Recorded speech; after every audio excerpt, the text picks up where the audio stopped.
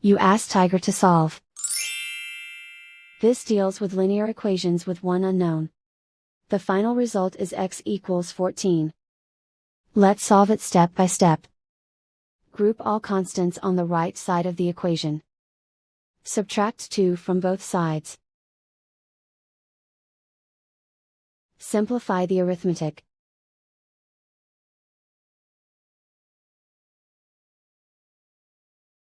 Isolate the x. Multiply both sides by 2.